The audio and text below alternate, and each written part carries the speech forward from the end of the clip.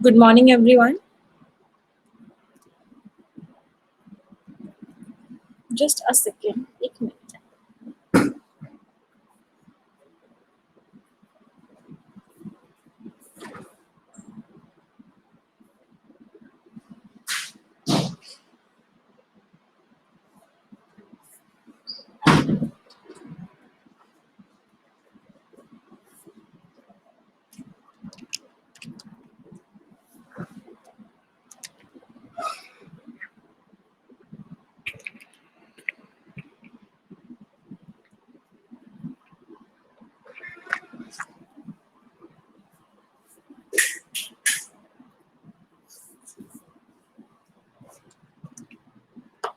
Okay, सो आज का session start करते हैं. Let's get started. एक्साइटेड हैं सभी लोग आज के सेशन के लिए? Excited everyone for today's session? आज का जो सेशन है उस सेशन की एक खास बात ये है, खास बात आपको क्वेश्चंस को देख के पता चलेगी. खास बात ये है, आज के सेशन में हम सबसे डिफिकल्ट क्वेश्चंस को सबसे आसान बनाने वाले हैं. आज के सेशन का मकसद क्या है? आज के सेशन का मकसद है कि हमारे लिए जो सबसे डिफिकल्ट क्वेश्चंस होते हैं वो क्वेश्चंस अब सबसे ज्यादा आसान बनने वाले हैं. क्वेश्चंस को देख के आपको डरना नहीं है. मैं आपको स्ट्रैटेजी बताऊंगी कैसे करना है इन क्वेश्चंस को, और इस स्ट्रैटेजी की हेल्प से आपको ये जो क्वेश्चंस हैं ये बिल्कुल केक वॉक लगने लग जाएंगे, आसान लगने लग जाएंगे. डर तो नहीं लग रहा क्वेश्चंस को देख के? I am pretty sure confidence आ रहा होगा. यस, चलिए. तो आज का, हाँ, डरना एकदम एकदम एकदम मना है. तो आज का सेशन स्टार्ट करते हैं. Let's get started. उससे पहले एक इन्फॉर्मेशन सभी स्टूडेंट्स के लिए, जितने भी स्टूडेंट्स ऐसे हैं जो अभी बैंकिंग एग्जामिनेशन की तैयारी कर रहे हैं या किसी भी एग्जामिनेशन की तैयारी कर रहे हैं और जिनको बिल्कुल पढ़ाई करनी है, जो अनअकैडमी सब्सक्रिप्शन लेने का प्लान कर रहे हैं, go ahead, take the subscription. इस कोड को यूज कीजिएगा, निमिषा, जिस कोड को यूज करके आपको 10% का डिस्काउंट मिलेगा. कोई भी डाउट हो, कोई भी क्वेरी हो, आप हमें इस नंबर पे पूछ सकते हैं. नंबर है 9953592800. आप हमें व्हाट्सएप करके कोई भी डाउट, कोई भी क्वेरी पूछ सकते हैं. मेरी क्लासेस बैंकिंग में होती है, तो अगर आप बैंकिंग का सब्सक्रिप्शन ले रहे हैं तो आप परसों सुबह से 6:30 बजे और 9 बजे आना शुरू कर दीजिए. और टेंसेस की 4 घंटे की वीडियो कल संडे को देख लेना. किसी और एग्जाम की तैयारी कर रहे हो तब भी आप सब्सक्रिप्शन ले सकते हो. वहाँ पे अलग अलग एजुकेटर्स की क्लासेस होती है. इंडिया के बेस्ट एजुकेटर्स सारे के सारे अनअकैडमी पर हैं. अच्छा, 1 महीने का सब्सक्रिप्शन मत लेना. अगर लेने का प्लान कर रहे हो तो 1 महीने का तो बिल्कुल ही मत लेना. फायदा नहीं होगा, बिल्कुल भी नुकसान होगा. कोई फायदा नहीं है पैसा वेस्ट करके. तो I would suggest you to go for at least for 6 months, 12 months और 24 मंथ्स. 24 महीने का लोगे तो सबसे सस्ता ये वाला पड़ेगा, क्योंकि सिर्फ 12 महीने में सिर्फ 1 महीने की फीस ऐड करके 24 महीने का आ जाता है. तो मेरा सजेशन यही रहेगा हर बच्चे को कि गो फॉर 24 मंथ सब्सक्रिप्शन. जब मुझे बहुत दुख होता है जब आप लोग 1 महीने का सब्सक्रिप्शन लेते हो और ऐसा लगता है कि 1 महीने के बाद कुछ होगा तो है नहीं. 1 महीने में आपने एक्सपेक्टेशंस भी बहुत बड़ी कर ली होंगी कि मेरी बहुत सारी एक्सपेक्टेशंस हैं, आप पैसे भी दे देते हो और फिर आपको अच्छा फील नहीं होता, फिर आप उसे रिन्यू करवाते हो. तो it's better to go with 6 months, 12 months और 24 मंथ्स. चलिए, तो हाँ, कोड क्या यूज करना है? Code is Nimisha. चलो, तो आज का सेशन स्टार्ट करें. सभी लोग रेडी हैं आज के सेशन के लिए? आज का सेशन और जो अगला सेशन होगा वोकैबुलरी सेशन, इन दोनों सेशंस का मिला के जो लीडर बोर्ड होगा उसमें से टॉप 5 स्टूडेंट्स के साथ डिजिटल कॉफी का सेशन भी होगा. चलिए, तो सभी लोग रेडी हो चुके हैं. तो सबसे पहले हम आज का सेशन स्टार्ट करते हैं. ये समझते हैं कि इन्फ्रेंस बेस्ड क्वेश्चंस क्या होते हैं. सबसे पहले हम ये समझते हैं कि इन्फ्रेंस बेस्ड क्वेश्चंस क्या होते हैं या फिर इन्फ्रेंस क्या होता है. इन्फ्रेंस होता है, आपने पैसेज को रीड किया, आपने अपनी अंडरस्टैंडिंग लगाई. आपने पैसेज को रीड किया, आपने अपनी अंडरस्टैंडिंग लगाई, आप किस नतीजे पर पहुंचे? पैसेज को रीड करके अपनी अंडरस्टैंडिंग को लगा के आपको क्या समझ में आया? What did you understand? आप किस नतीजे पर पहुंचे, और जिस नतीजे पर आप पहुंचते हो उस नतीजे को क्या कहते हैं? उस नतीजे को इन्फ्रेंस बोलते हैं. Inference means passage plus understanding will give you inference. Conclusion में पैसेज होता है, अंडरस्टैंडिंग हम उतनी नहीं लगाते। कंक्लूजन सिर्फ पैसेज क्या कह रहा है, और इन्फ्रेंस में आपको अपनी बुद्धि भी लगानी पड़ेगी, अपनी सूझबूझ भी लगानी पड़ेगी। तो पहला सवाल मैं आपको करवाती हूँ। फर्स्ट क्वेश्चन आपको दिख रहा है। फर्स्ट क्वेश्चन में क्या दे रखा है, एक बार क्वेश्चन का पैटर्न समझते हैं, डरना बिल्कुल भी नहीं है। ये क्वेश्चंस भी आपको केक वॉक लगेंगे, डेफिनेटली केक वॉक लगेंगे। आपको एक क्या दिया हुआ है, आपको एक इन्फ्रेंस दिया हुआ है। You are giving an inference. आपको बताना है कि ये जो इन्फ्रेंस है ये कौन से पैराग्राफ से निकाला गया। ये पैराग्राफ 1 का इन्फ्रेंस है, या पैराग्राफ 2 का इन्फ्रेंस है, या ये पैराग्राफ 3 का इन्फ्रेंस है, ये सब का इन्फ्रेंस है, ये 2 का इन्फ्रेंस है, ये आपको बताना है। अब ध्यान से समझना, स्ट्रैटेजी समझना। पहले सबसे पहले स्ट्रैटेजी समझना। स्ट्रैटेजी क्या कहती है, हीड का मतलब होता है अटेंशन पे करना, ध्यान देना। सबसे पहले स्ट्रैटेजी क्या कहती है, स्ट्रैटेजी कहती है कि आप क्या करोगे, आप पैसेजेस को स्किम करोगे। आपको पैसेज रीड नहीं करना है। मैं आपको क्यों बोलती हूँ स्किमिंग सबसे ज्यादा इंपॉर्टेंट होती है। आपको पैसेज को स्किम करना है। आपको इन्फ्लुएंस दे रखा है, आपको पैसेज को आपने स्किम किया। आपको देखना है कि कौन सा पैसेज है जो इन्फ्लुएंस के बारे में बात कर रहा है, कौन सा पैसेज है जो इन्फ्लुएंस के बारे में बात कर रहे हैं। जो पैसेज बात नहीं कर रहा है उस पर आप क्रॉस लगा दोगे कि इस बारे में तो कोई बात ही नहीं हुई। जो पैसेज नहीं बात कर रहा है आप क्रॉस लगा दोगे कि इस बारे में तो कोई बात ही नहीं। फिर जिसमें बुक के बारे में बात हो रही है उसको आप थोड़ा सा डिटेल में रीड करोगे और फिर देखोगे कि एग्जैक्टली वही बात हो रही है जो यहाँ पे बात हो रही है। क्या एग्जैक्टली वही बात हो रही है जो यहाँ पे बात हो रही है। अगर एग्जैक्टली वही बात हो रही होगी इसका मतलब है वो आपका आंसर है। स्ट्रैटेजी समझ में आई। स्ट्रैटेजी क्रिस्टल क्लियर है सभी को। This is my guarantee, last तक आते आते आप बोलोगे मैम आपने क्या क्या मैम केक वॉक क्वेश्चंस करा रहे हो, तो हमारे लेवल के भी बहुत नीचे क्वेश्चंस हैं, इससे डिफिकल्ट क्वेश्चंस करने का मन करता है आपको। ये बिल्कुल होगा, लास्ट में होगा, अभी शुरुआत में नहीं होगा। 5th या 6th क्वेश्चन के बाद से ऐसा होना शुरू हो जाएगा। ठीक है, चलिए तो स्टार्ट कर रहे हैं पहला सवाल।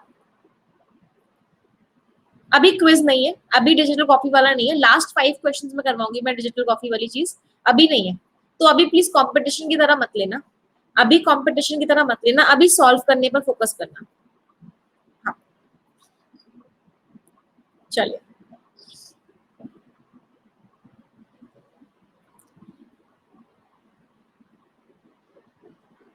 Try to solve it everyone. हाँ, अमेज़न गिफ्ट कार्ड्स तो है ही, डेफिनेटली है बच्चे। हीड का मतलब होता है ध्यान देना।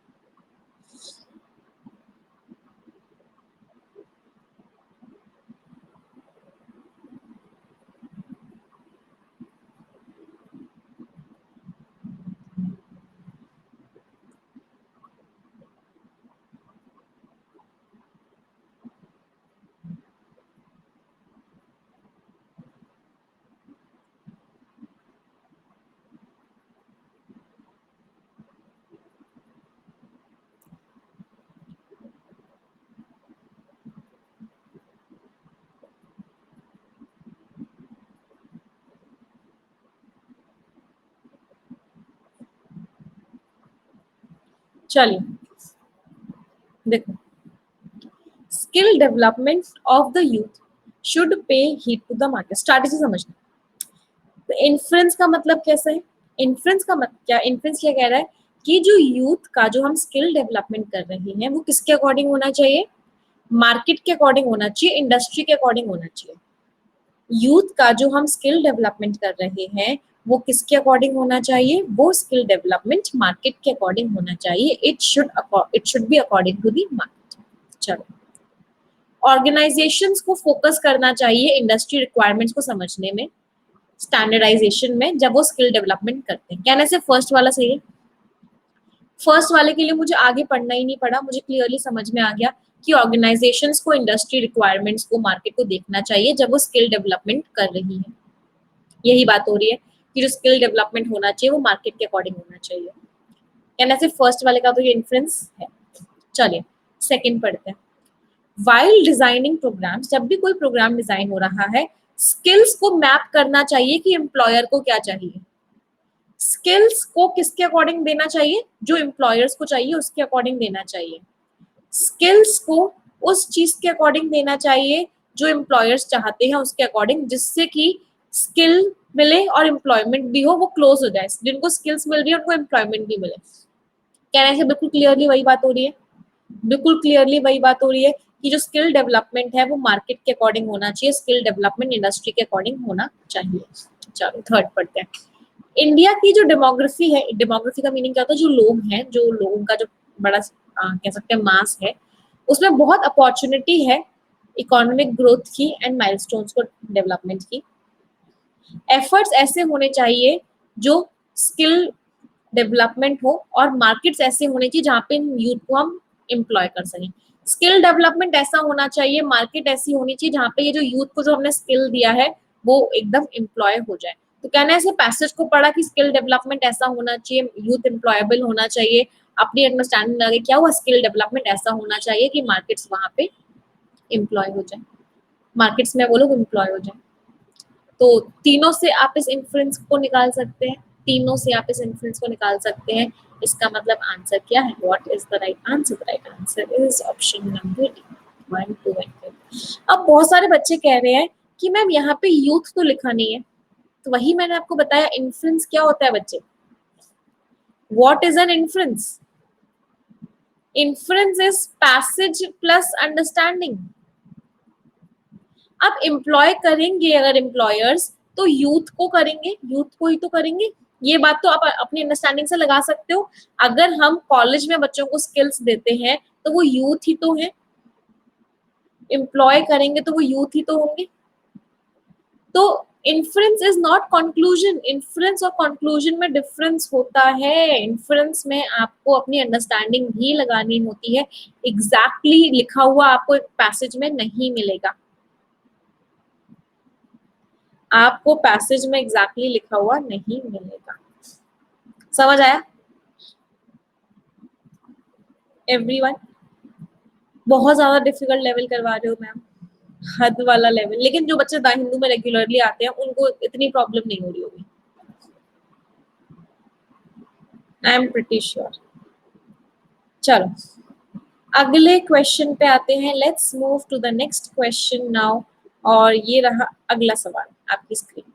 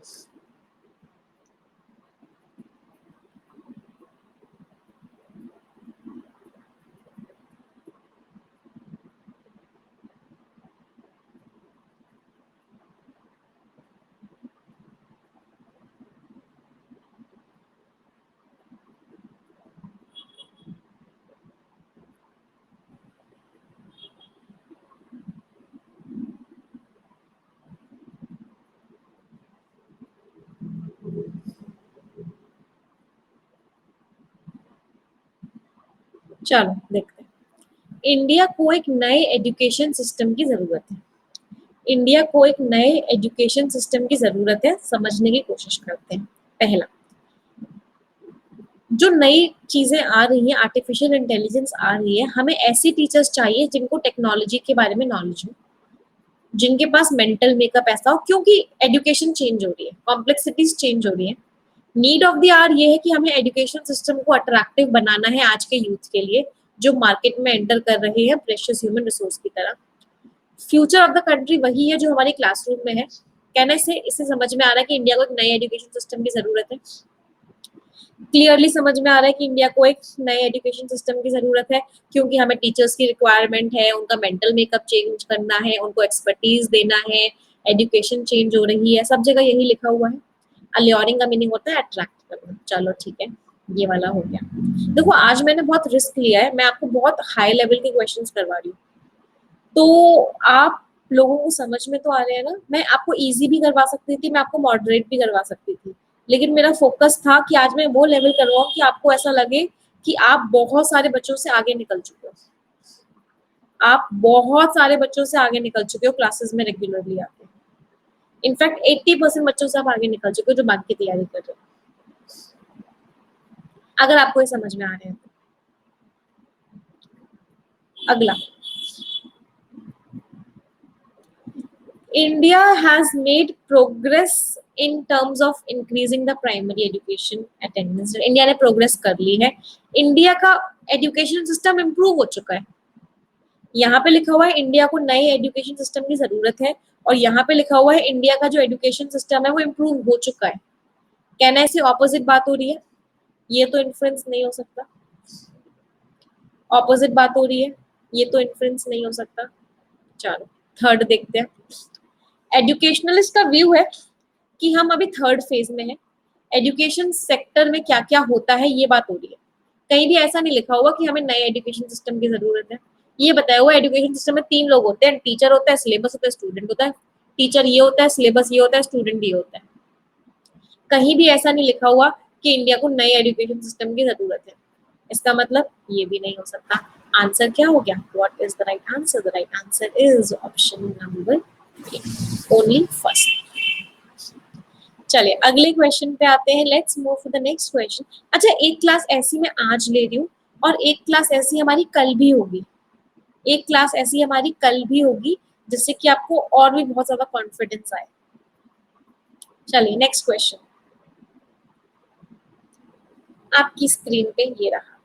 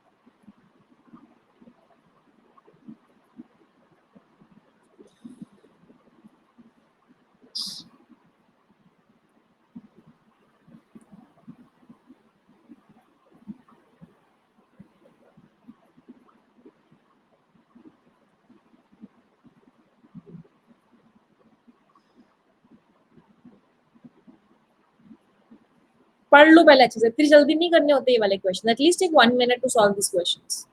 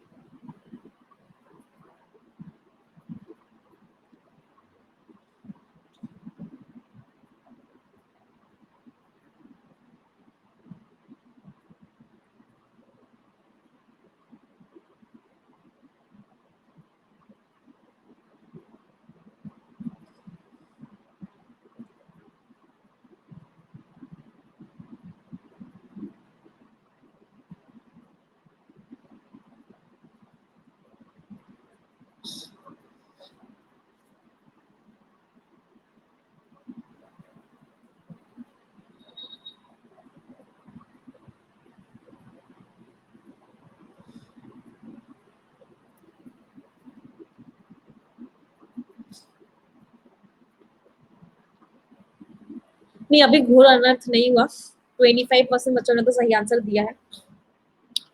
गवर्नमेंट को पब्लिक सेक्टर बैंक्स को केयर से हैंडल करने की जरूरत है।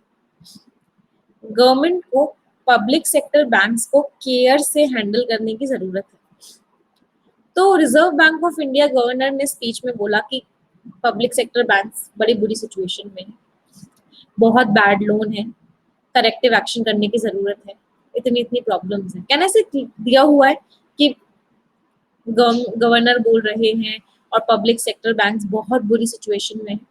जब कोई बहुत बुरी सिचुएशन में, आपने पैसेज पढ़ा बहुत बुरी सिचुएशन में है, आपने अपनी अंडरस्टैंडिंग लगाई भी बहुत बुरी सिचुएशन में है, तो उनका तो ख्याल रखना पड़ेगा। तो इन्फ्रेंस क्या हो गया कि ख्याल रखना पड़ेगा। आंसर क्या हो गया? ए एकदम सही है। वही इन्फ्रेंस क्या होता है? Passage plus your understanding.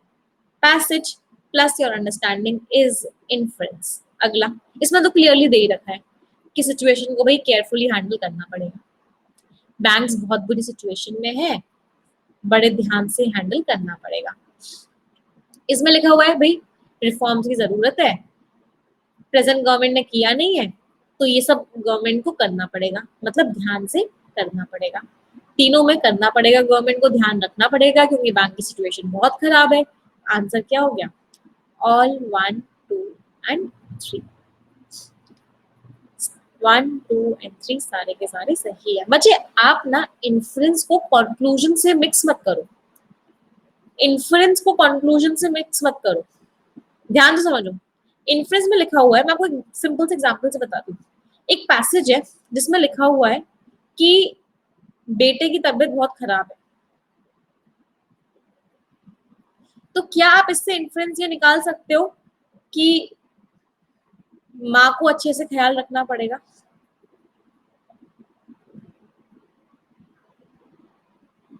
आपने पैसेज से पढ़ा कि बेटे की तबीयत बहुत खराब है, आपने बुद्धि लगाई, दिमाग लगाया, अपनी अंडरस्टैंडिंग लगाई, तो इन्फ्रेंस क्या निकला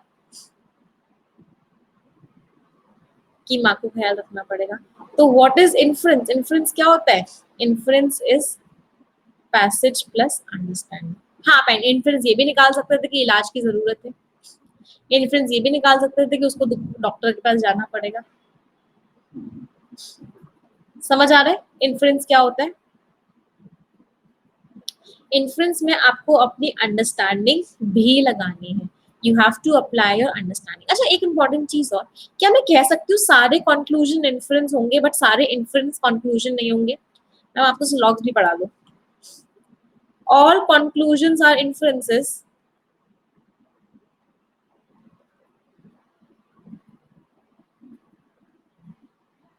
but all inferences are not conclusions.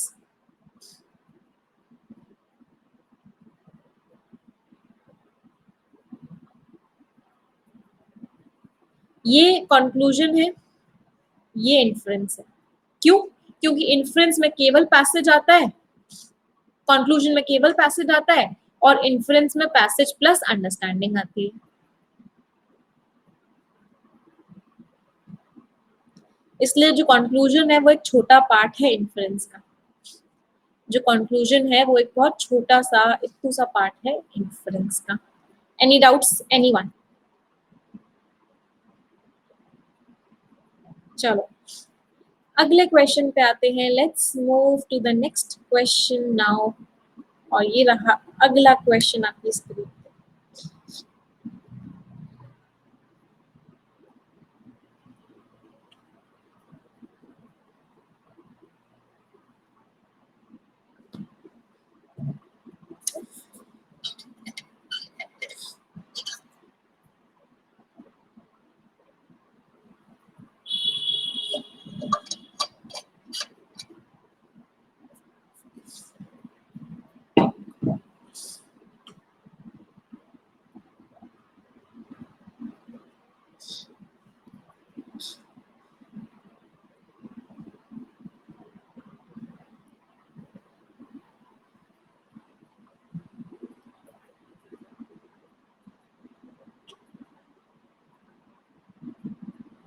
Just give me 1 second.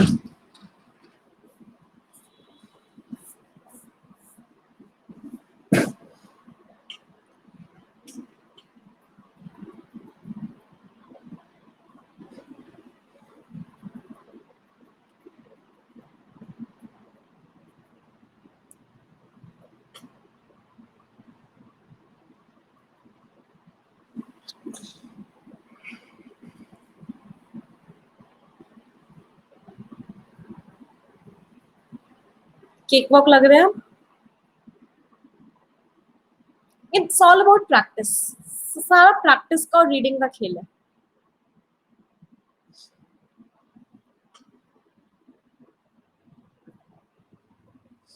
चलो देखते हैं क्या लिखा हुआ है। Rapid changes in climate is becoming a threat to agriculture. इतने तेजी से क्लाइमेट में चेंज हो रहे हैं, वो एग्रीकल्चर के लिए एक थ्रेट बना हुआ है, एक खतरा बना हुआ है। हाँ बच्चे, मेंस लेवल है ये, जो लेवल है ये एसबीआई पीओ मेंस लेवल है। यहाँ पे लिखा हुआ है एग्रीकल्चर पॉल्यूशन, पॉल्यूशन की बात हो रही है। क्लाइमेट का मतलब होता है टेम्परेचर में चेंज आना, बारिश होना, ये होना। पॉल्यूशन से तो कोई लिंक ही नहीं है, कहीं भी क्लाइमेट की बात ही नहीं हुई, पूरे में पॉल्यूशन की बात हो रही है, पूरे में पॉल्यूशन की बात हो रही है, कहीं भी क्लाइमेट की बात ही नहीं हो रही। कैंसिल आउट हो गया भाई। क्लाइमेट चेंज से भाई चैलेंज तो हुआ है, क्लाइमेट चेंज से खतरा तो है, बिल्कुल पहले पैराग्राफ में लिखा हुआ है क्लाइमेट चेंज से तो खतरा है। क्लाइमेट चेंज अफेक्ट कर रहा है, इवेंट्स आ रहे हैं, क्लाइमेट चेंज नेगेटिवली अफेक्ट कर रहा है, तो सही बात है, क्लाइमेट चेंज से खतरा तो है, क्लाइमेट चेंज से खतरा तो है। क्लाइमेट का चेंज का होने का मतलब क्या है? ग्लोबल वार्मिंग होना, टेम्परेचर बढ़ जाना। तो ये दोनों इन्फ्लुएंसेस हो गए। इसका मतलब क्या है? What is the right answer? The right answer is option number A, both second and third are correct. Second और थर्ड दोनों करेक्ट।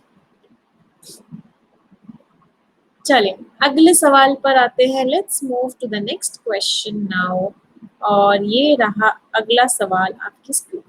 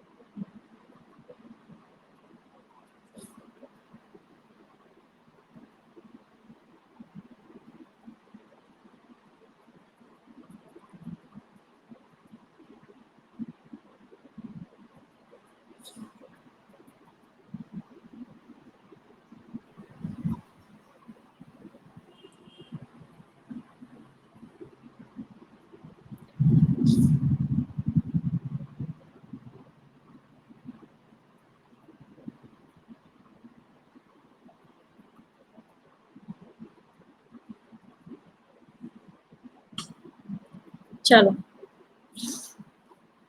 प्रेजेंट पॉलिटिकल रिफॉर्म्स में चेंज जरूरी है, is required to support farmers. Farmers को support चाहिए भाई, farmers अभी बुरी सिचुएशन में है, उनको सपोर्ट चाहिए।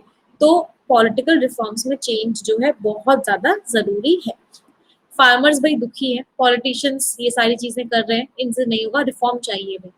फार्मर्स दुखी है, रिफॉर्म्स चाहिए। बिल्कुल सही है भाई, फार्मर्स दुखी है, रिफॉर्म्स चाहिए। गवर्नमेंट कुछ भी कर देती है, इससे फार्मर्स को फायदा नहीं होगा। फार्मर्स को ही चाहिए, चेंजेस चाहिए, फार्मर्स को ये चाहिए, फार्मर्स को रिफॉर्म्स चाहिए। सही है भाई, फार्मर्स को रिफॉर्म चाहिए।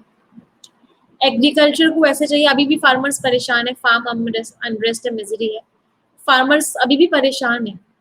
इसका मतलब क्या है? रिफॉर्म्स चाहिए, रिफॉर्म्स चाहिए। What is the right answer? The right answer is again option number D, all first second and third, सारे के सारे सही, all of them are correct, right?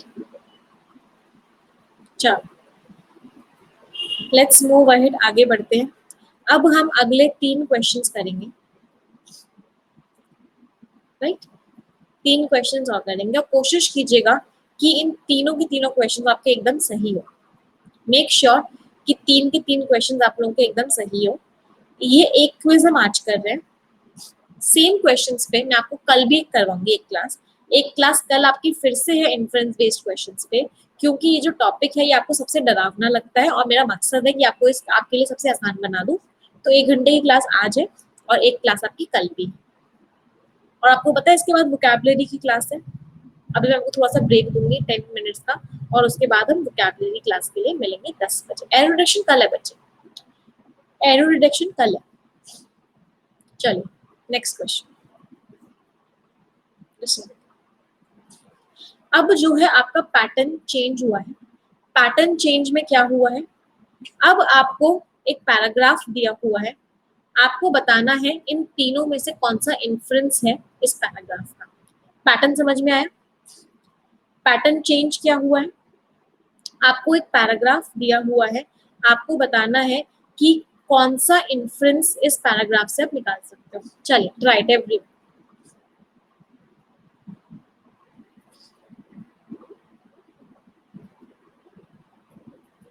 हाँ मुझे पता है आप लोगों की रीजनिंग की क्लास है 10:30 बजे से, इसीलिए मैं सिर्फ हाफ एन आवर की आपकी क्लास लूंगी, 10 to 10:30 हाफ एन आवर की क्लास होगी, बट मेक श्योर बिल्कुल एग्जैक्ट 10 बजे आ जाए।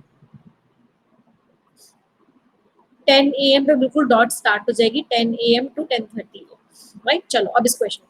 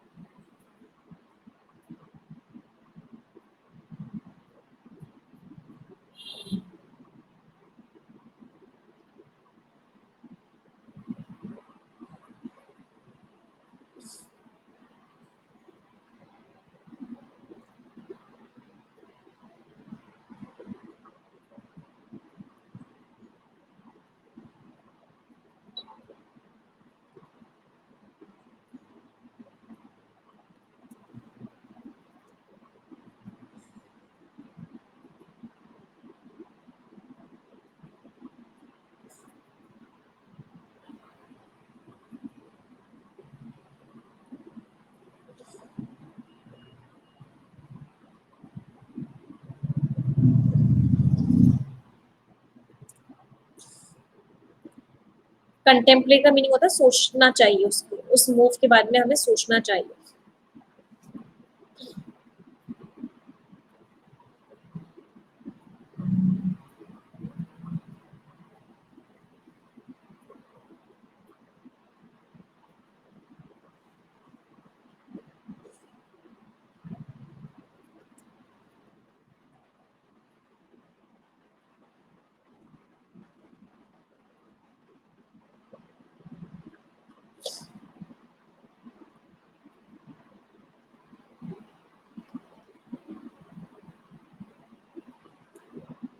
विंडिकेट का मतलब होता है किसी चीज को जस्टिफाई करना।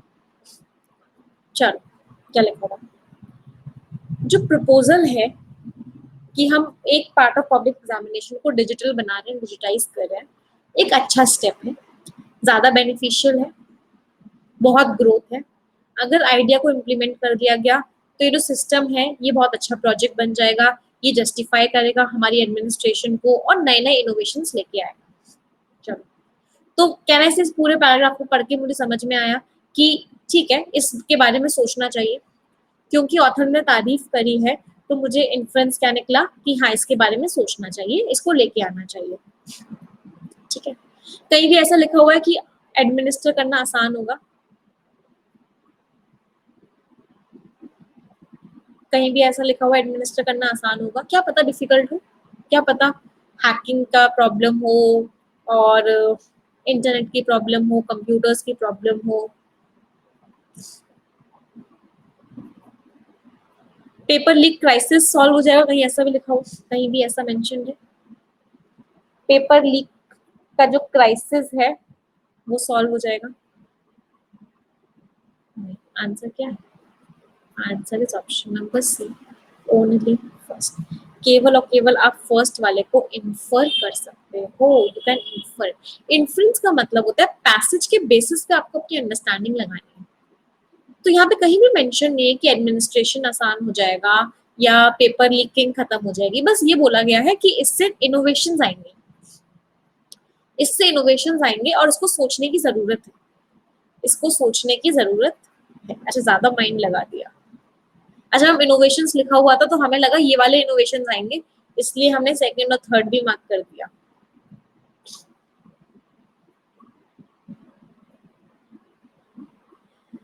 चलो अगला क्वेश्चन आपकी स्क्रीन।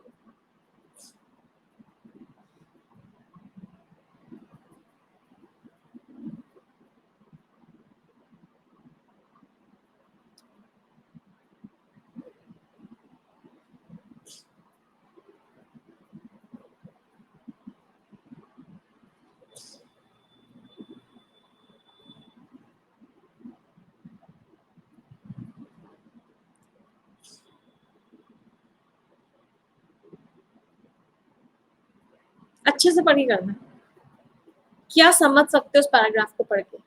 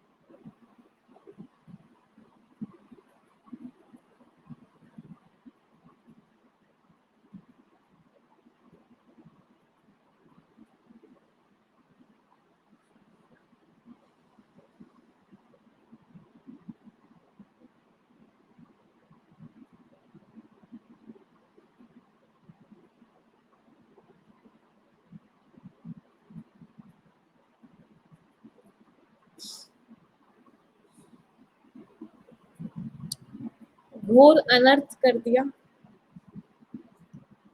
क्या कर दिया, घोर अनर्थ कर दिया।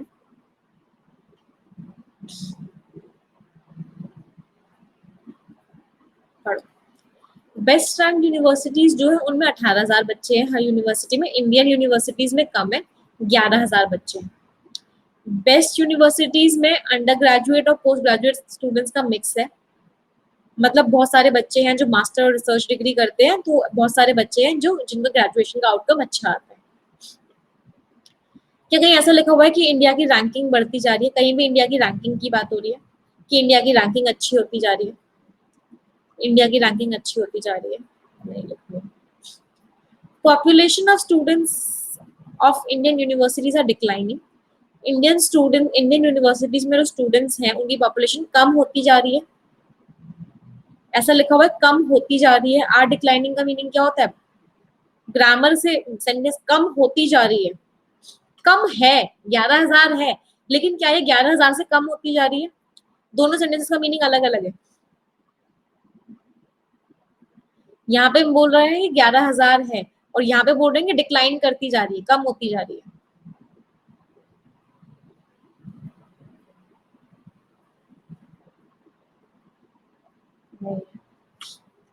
इंडियन यूनिवर्सिटीज को वर्ल्ड क्लास स्टेटस इनेबल करने की बात तो हुई नहीं रही, ये बात तो बिल्कुल ही आउट ऑफ कॉन्टेक्स्ट है।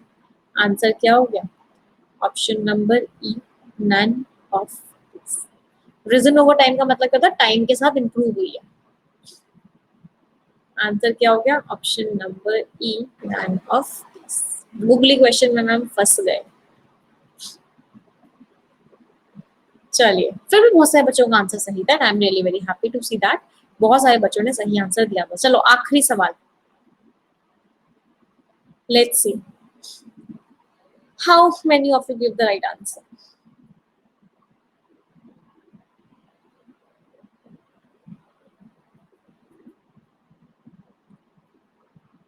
मीनियस का मतलब होता है खतरा, डेंजर।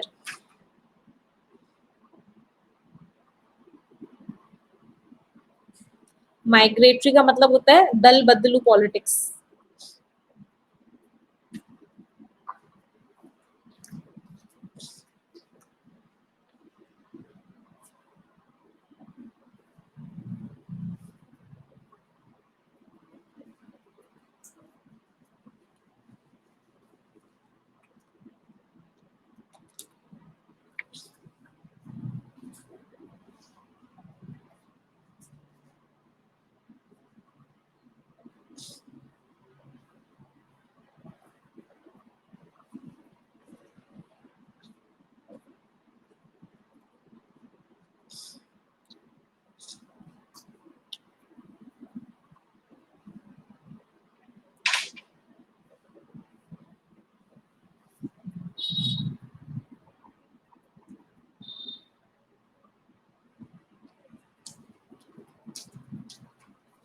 चलिए, बहुत सारे बच्चों का आंसर सही हो चुका है।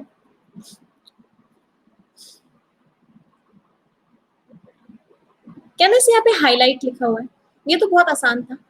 यहाँ पे हाईलाइट लिखा हुआ है, हाईलाइट लिखा हुआ है, इसका मतलब क्या है? अंडरमाइन तो नहीं हो सकता, अंडरमाइन का मतलब होता है वैल्यू कम कर देना। हाइटेंड का मतलब होता है बढ़ा देना किसी चीज को। साइडलाइन का मतलब होता है साइड में रख देना। अंडरलाइन का मतलब होता है हाईलाइट करना। अंडरलाइन का मतलब होता है हाईलाइट करना। तो ये तो बड़ा आसान सा सवाल था। आंसर क्या था? Option number B. So what was the right answer? The right answer is option number। अच्छा लगा? चलिए, अब हम vocab में मिलेंगे। Now we will meet in the vocab session now। सभी लोग मुझे अपना स्कोर बता दीजिए, आउट ऑफ 9 क्या क्या स्कोर रहा है सभी स्टूडेंट्स का। What are your scores? 7 6 4 6 2 7। चलिए, ग्रेट। अब हम वो कैब में मिलेंगे, आधा घंटे का सेशन होगा, बट वो सेशन इतना इम्पैक्टफुल होगा कि आपको मैं लगभग 50 वर्ड्स याद करवा दूंगी, और वो वर्ड्स आपको हमेशा के लिए याद हो जाए। तो we will meet at 10 AM now. 10 बजे हम मिलेंगे for the wonderful vocab session. चलिए, बाय बाय एवरीवन। 3 सेंटेंसेस सभी लोग मिलकर बोलेंगे, 1 2 3 and English is a very easy language. I am very good at English and I will definitely get my dream job। अच्छा, जितने भी बच्चों को ऐसे बहुत सारे क्वेश्चंस प्रैक्टिस करना, आपको पता है ना, टॉप 2000 सीरीज में ऐसे बहुत सारे क्वेश्चंस हैं। टॉप 2000 सीरीज अगर आप लोगों ने पूरी कर ली, तो आप ऐसे क्वेश्चंस में, हर तरह के क्वेश्चंस में परफेक्ट बन जाओगे। 80% क्वेश्चंस मेंस लेवल के हैं उसमें, और 20% क्वेश्चंस आपके प्री लेवल के हैं। तो इस सीरीज को पूरे करते रहिए। जितने बच्चे अनअकैडमी सब्सक्रिप्शन नहीं लिए हुए हैं, आज के आज ले लें। ये सीरीज अनअकैडमी पर हो रही है, बेसिक से कंप्लीट एडवांस इंग्लिश अनअकैडमी पर हो रही है, डिस्क्रिप्टिव पूरा का पूरा क्लासेस अनअकैडमी पर हो रही है। Go ahead, take it and use this code Nimisha to get 10% discount. इस कोड को यूज कीजिए, आपको 10% का डिस्काउंट भी मिलेगा। कोई भी डाउट है पीडीएफ को लेके, क्लास को लेके, कौन सी चीज कहाँ होती है, आप हमें इस नंबर पे व्हाट्सएप करके पूछ सकते हैं, ठीक है? और इस कोड को यूज कीजिए। गो फॉर 12 और 24 मंथ सब्सक्रिप्शन, 12 या 24 महीने का सब्सक्रिप्शन ले लीजिए इस कोड के साथ निमिषा। चलिए, बाय बाय एवरीवन। अब हम थोड़ी देर में